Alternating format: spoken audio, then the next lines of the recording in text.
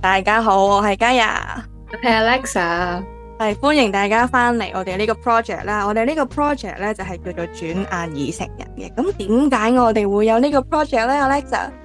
因為我哋兩個已經識咗大家好耐啦，我哋由小學唔係喎，小學一年班同班嘅我哋係，跟住係突然之間我哋就三字頭啦，跟住咧咁咧就雖然唔係成日見啦，但係每一次見我諗大家都有唔同嘅 update 啦，唔經唔覺就成為咗一個大人啦，中間亦都經歷咗好多唔同嘅嘢啊，而呢啲嘢係要慢慢坐低傾下傾下傾下傾下，就係咯，會有唔同嘅得着咯。咁我哋都想將呢啲討論可以放喺一個地方，無論係我哋自己啦、我哋嘅朋友啦，又或者一啲同我哋一樣有呢啲諗法嘅人都可以去諗下啦、聽下啦、share 下啦。咁所以就有呢一個 project。我哋呢個主題咧就係 self image 自我形象。咁我哋稍後都會傾傾，咦，到底以前同而家，到底我哋點樣理解我哋嘅自我形象啦？咁或者都我都分享下先。可能由細個即係嗱，如果我相比起 Alexa 喺我心目中咧係一個非常之高啦。我覺得佢大個咗一定會係做 model 啦，又長頭髮，好靚。即係我覺得呢種高度係我夢寐以求嘅。咁所以我係一直都覺得自己又唔夠高啦，跟住我個面又圓圓地啦，即係好似一直都符合唔到呢個社會標準嘅靚。咁甚至上到中學青春期嘅時候，係我自己會覺得好自卑，甚至會接到一個就會去咗做，即係不斷去溫書學習，想將呢個專注力擺去第二度。咁但係而家諗翻以前細個嘅一啲外貌焦慮都幾嚴重。我想講咧好搞笑啦，即係雖然高係我一個特點啦，但係我細個有同阿媽講，可唔可以唔好咁高喎？點解？因為你唔知嘅，即係由細到大咧，個個一嚟到就係話你好高，你好高，跟住咧，然後你就會覺得即係好似突然之間俾人擺咗喺一個位度，係都要講你咁樣咯。然後因為我諗由細到大，即係雖然你話我高啦，又或者即係個身形都可能顯眼啦，但係同一時間其實我可能屋企關係咧，即係有啲好 typical 嗰啲香港人 family 咧，唔知點解樣樣嘢佢都要用一個嘲笑嘅形式。即係佢唔會好似話哇好靚喎，你着咗呢條裙，即係佢唔會咁樣嘅。佢話哇你今日扮女仔啊，即係咁樣，你着裙啊咁樣。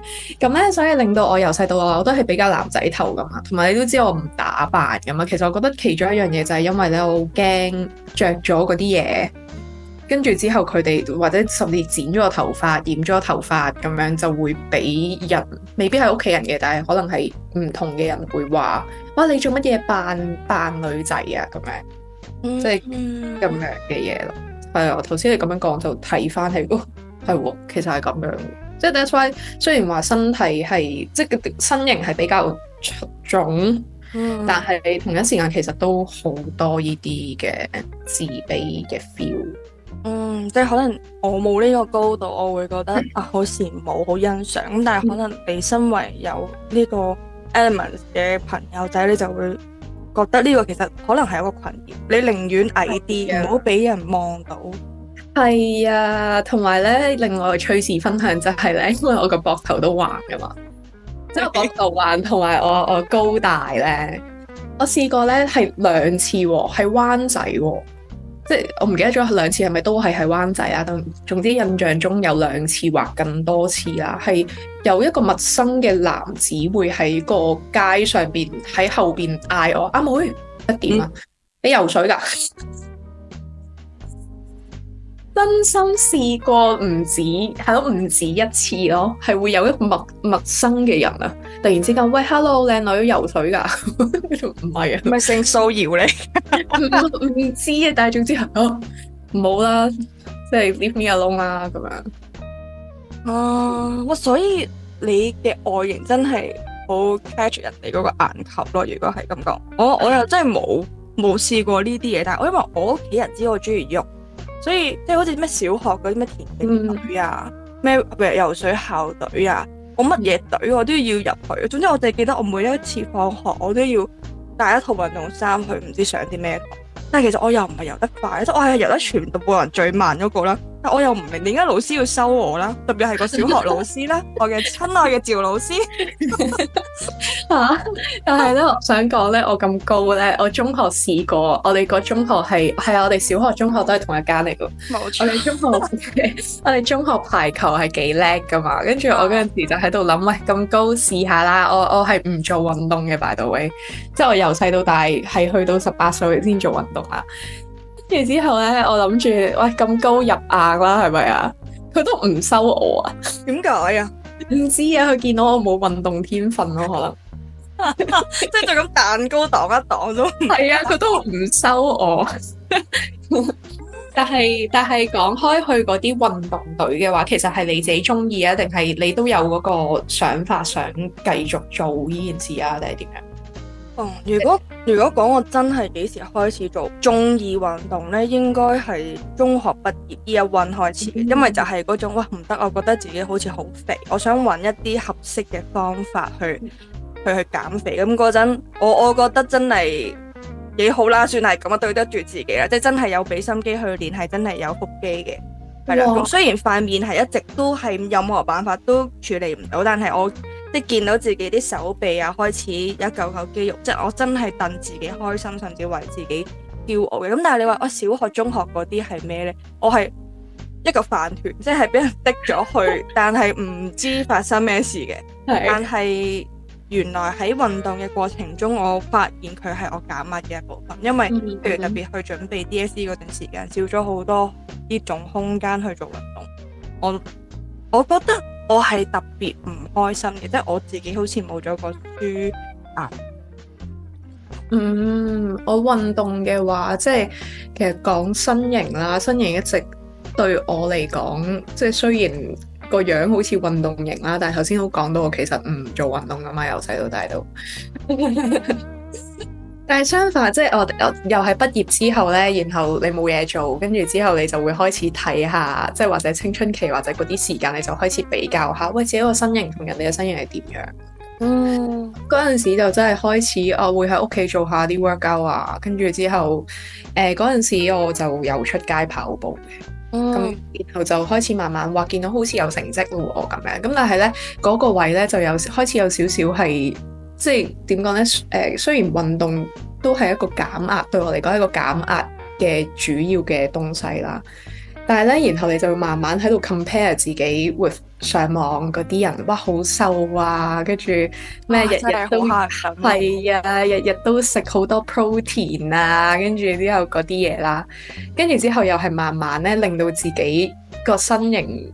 即係對自己個身形個睇法咧，又突然之間喺嗰段時間20歲、19歲嘅時候，又突然之間就又唔同咗咁樣。係啊。我或者如果輕輕總結，我以前係一直我特登刻意去做任何改變，但我內心係唔開心嘅。即係我隔離同學仔咁高，嗰個同學仔咁瘦，塊面咁尖，即係我自己會有呢啲比較，但係因為可能中小學，我覺得我冇乜嘢能力可以做得到，咁所以我一有咁嘅空間，我就會去揾方法去做，即係好似總之個心入邊硬係有把尺，我唔夠瘦，我唔夠 fit 啊，啲 IG 靚靚哇，嗰個 pat pat 又翹啊，條腰又 S 咁樣，咁我會一直好似逼自己去跟嗰一樣嘢，但係其實發覺喺我嘅生活中未必適合呢種方式。然之後，從而我發覺到於我內心裏邊都有一啲部分，其實我係忽略咗冇睇。但係你係點樣可以察覺到有呢啲嘢忽略咗呢？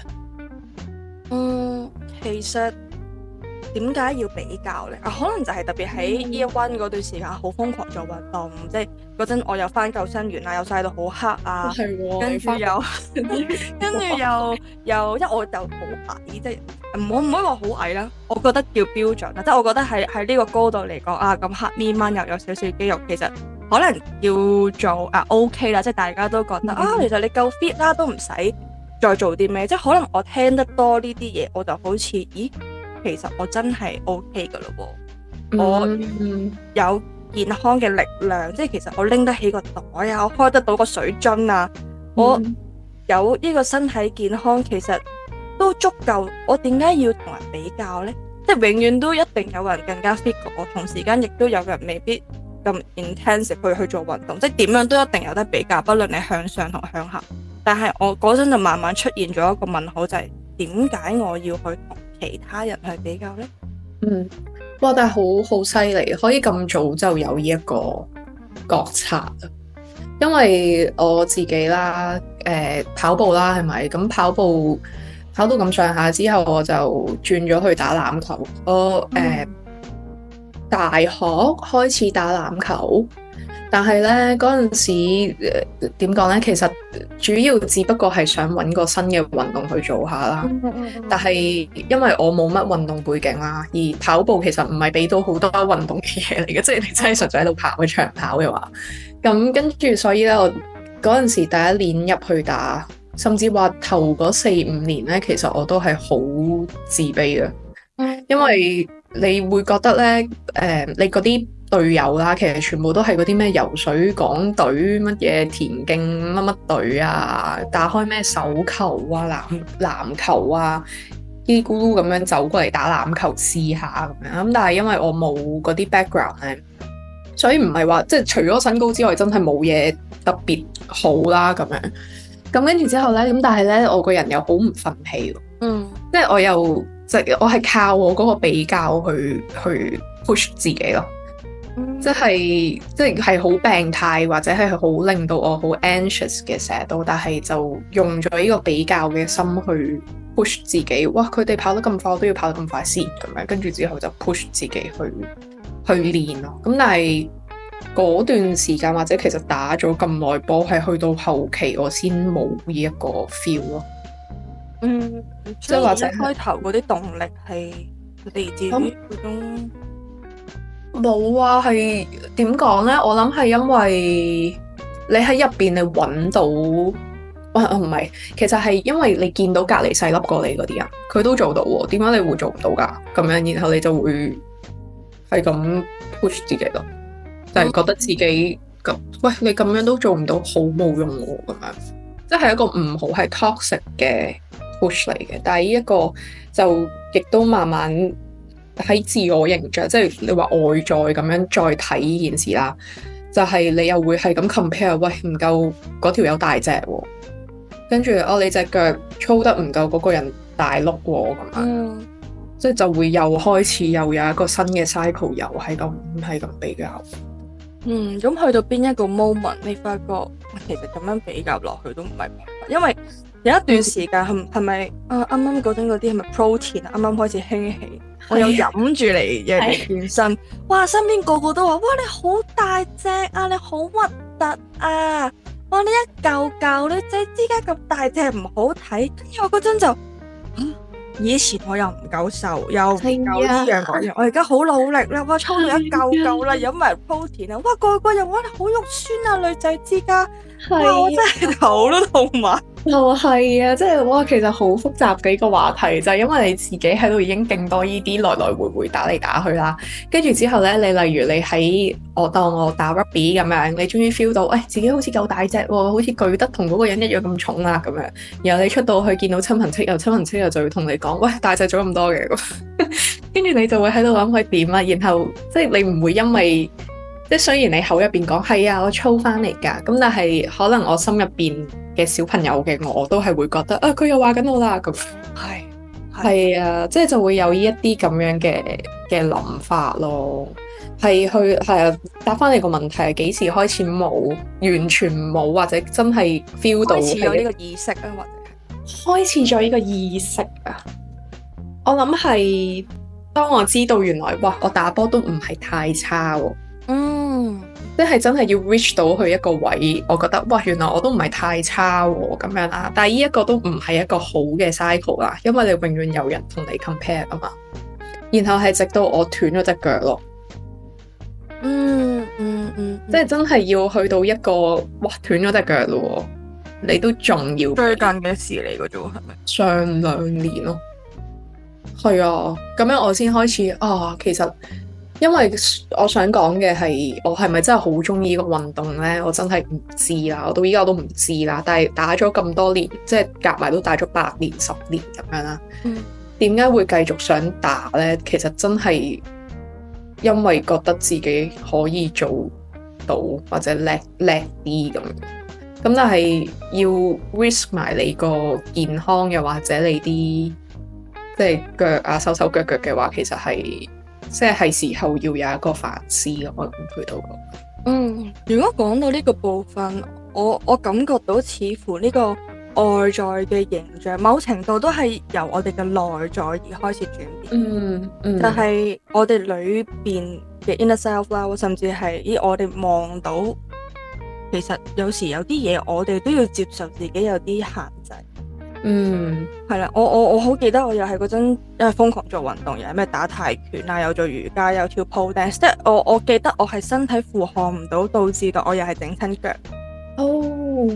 係啦，跟住有一大段時間我都再做唔到運動啦，但係嗰陣都係大概 year 1 2嘅時間，咁所以我覺得話係簡直好似一個過山車，我好似啱啱先揾到屬於我想追隨健康嗰條路，係啦，啱啱開始識得唔再去聽大家對我嘅外在評價，包括我長頭髮好睇啲，短頭髮好睇啲，着唔着得背心，即係已經唔再係呢啲衣着打扮嘅嘢，係我真正開始想認識自己身體嘅能量之後，哇！突然間一下子好似跌咗落嚟，話俾我聽，原來你已經做唔到啦。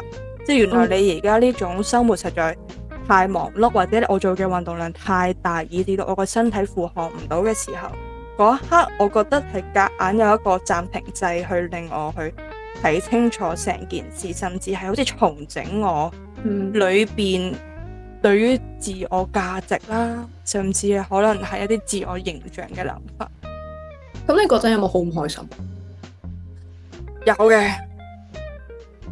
真係有，同埋即係你幻想下，咁我由細到大一直即係由屋企人逼佢做運動，即係運動其實某程度上係我生命甚至係我身份認同嘅其中一種來源嚟嘅，係啦。我會因為我做到呢一種運動，我跳到 pole dance 而感到驕傲嘅，即係我嗰陣嗰個 image 係來自於呢一樣嘢。咁但係突然間我乜都做唔到，咁點算啊？你嗰陣點算啊？哇！嗰陣我覺得都叫人生低谷吧。咁嚴重？係啊，甚至乎因為頭先已經講到嗰啲外在形象咧，頭髮長短衣着咩顏色，我覺得嗰個部分已經令到我有啲懷疑，到底我自己我點樣睇我自己？係我到底會擺自己喺一個比較陽性嘅位置，比較陰性嘅位置，定係擺喺 neutral 咧？即係我覺得喺嗰陣嘅性別認同我自己都有啲懷疑嘅。哇，係啦，即係 shift 得好勁，跟住仲要再消化埋呢一 part 就係，我點樣去接受原來當我冇咗運動呢個名銜或者呢一個光環之後，其實我仲有啲乜嘢？呢一個就已經係變咗呢個自我價值嘅框框啦。哇！但係我都 feel 到，如果係咁樣，即係如果我由細到大都係咁樣嘅話，我都會你會好 lost 啊！突然之間，即係你個 identity 好似突然之間冇咗咁樣。哇！其實就係咁樣。哇！好慘喎！我反而我係斷腳之後咧，我鬆咗口氣啊！你知唔知？點解啊？即係覺得唔使再做呢樣嘢，定係？係啊！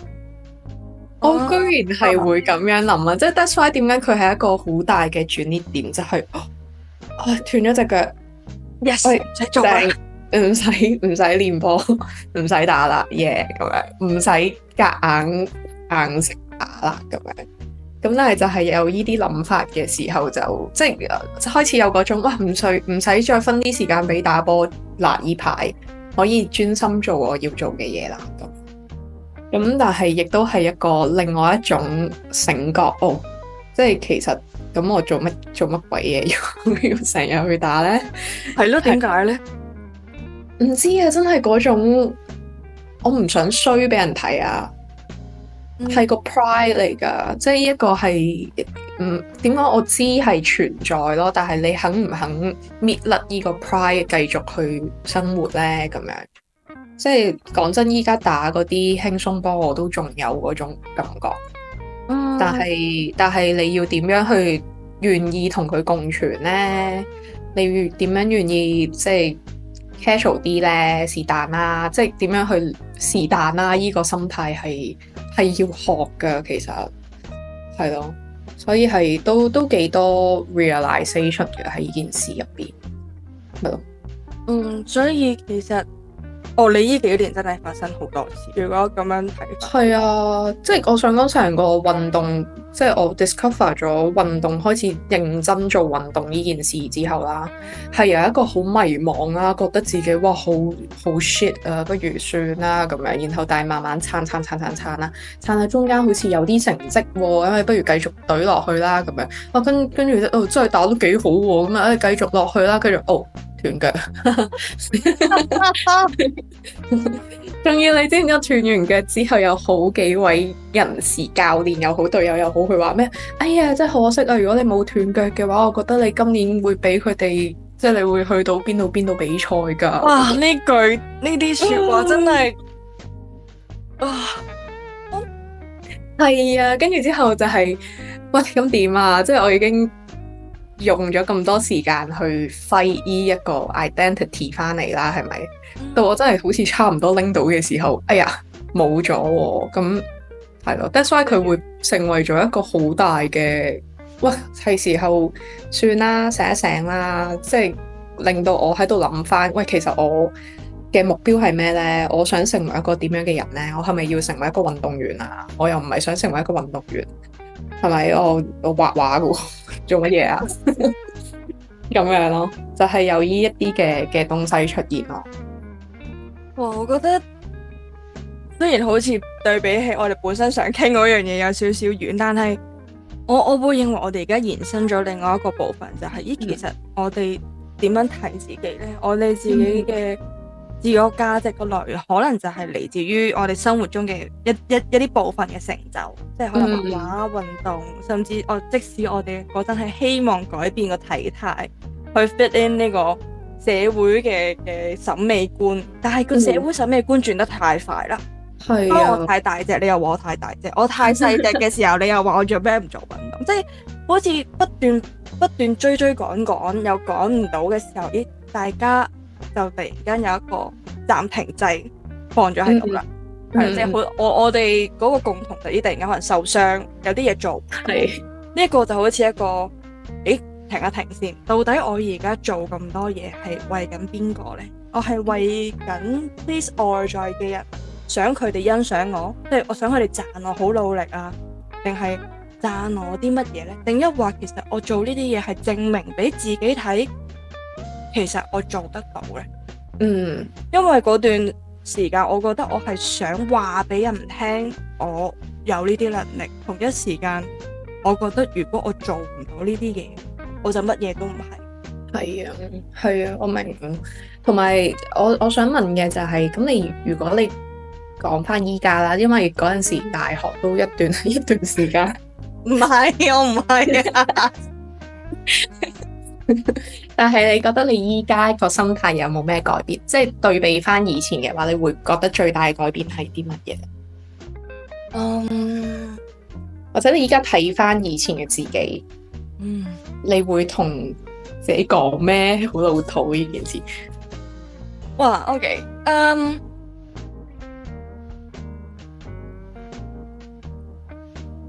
等我 feel 一 feel 先，因為我覺得如果俾我當我見翻10年前嘅我，係啦，我有啲可能咩冥想啊，要同內在小孩對話嗰種嘅狀態咧。我記得我第一次見到嗰個我嘅時候，我就同佢講辛苦你啦。係啦，其實你一直以嚟都做得好好，每一個階段嘅你都做得好，哪怕其實有啲嘢你做唔好，但嗰陣嘅我已經用咗我嗰陣可以做嘅嘢，或者嗰陣我嘅最大能力去完成，但係一直冇人話俾我聽，原來我已經 good enough，冇人話俾我聽，原來我已經夠噶啦，OK 噶啦。其實我係可以欣賞自己，反而真係10年後嘅自己，我係第一個哦，原來我係做到噶咯噃。嗯，同埋我覺得係好多時候咧，即使可能嗰個時候有人咁樣係咁同你講，日日都同你講 You are enough，每朝 send 個 message 早晨咧 You are enough 都好咧，你都唔會接受㗎。即係呢啲嘢係你要你自己真係有經歷過、掄過之後，你先會有呢個體會嘅。我就係、我諗前嗰排咧，又係即係雖然我頭先都有話，雖然依家打緊嗰啲輕強啲嘅波啦，但係你都仲係會有嗰種喂，點解今日個表現咁差嘅？點解你啲體能咁廢嘅？即係會有嗰種喂係咁喺度掄嘅感覺啦。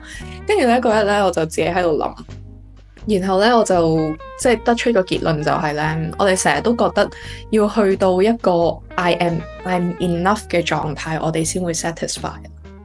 咁但係你點咁樣你大佬你去到10年之後，甚至10年之後你都未必有機會會去到 I am enough 噶嘛？即係呢條 bar 你係唔會 reach 到噶嘛？咁你永遠你都唔會 satisfy 咯，係咪？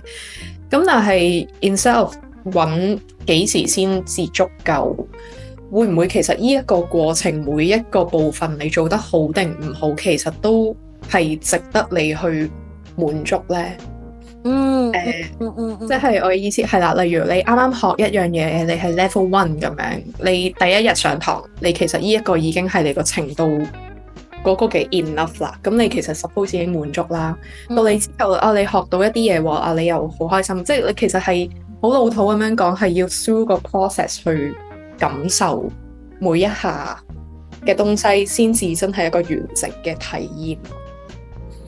即係咁樣先至可以，你明唔明？先至唔會有嗰種外在內在啊！我其實係咪唔夠啊？嗰種感覺咯，係咪呢個好徹底嘅體會？係，我可唔可以換句說話咁講？其實我哋係要欣賞自己每一刻。即係我今日願意係啦，我願意去換件衫落去做 gym， 我都好欣賞自己。係啊，係啦，我去學一樣新嘅嘢，我欣賞自己有呢個動力，有呢個時間，我願意為自己去做呢樣嘢，我已經要欣賞，而唔係追求個結果，因為嗰條巴係一直會變嘅。係啊，我目標我要行10步，但係當我行到10步嘅時候，我就會喺度問自己，點解我未行到20步啊？所以係啊，因為我就係成日喺度諗咧，用打波為例啊，你可以同你隔離個隊友比較啦。你比較完，你可以同個隊長比較啦。你同個隊長比較之後，你可以同咩香港隊、國家隊嗰啲人比較啦。然後你可以同世界第一嗰個比較啦，係咪？即係其實你可以瘋狂揾一條友係咁比較，係咁覺得自己廢噶嘛。但係係咯，即係但係要有呢個 realization 係咯，係真係要哇！大佬都用咗10年去體會咯。係啊，好痛苦噶。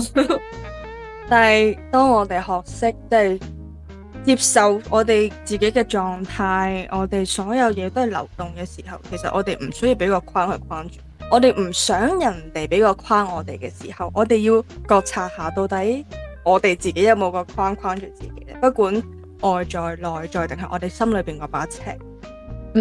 我覺得即係雖然呢10年話長唔長短唔短啦，但係我認為我收到嘅信息就係，咦，其實我除咗對眼睛識望外邊嘅世界，我都要識向內望，就係呢，到底我仲有冇嗰把尺，我有冇嗰個框框去框住自己呢？甚至其實我可唔可以轉另外一個眼鏡去望，我可以欣賞自己做到啲乜，而唔係去望甚至去放大我有啲乜嘢未做。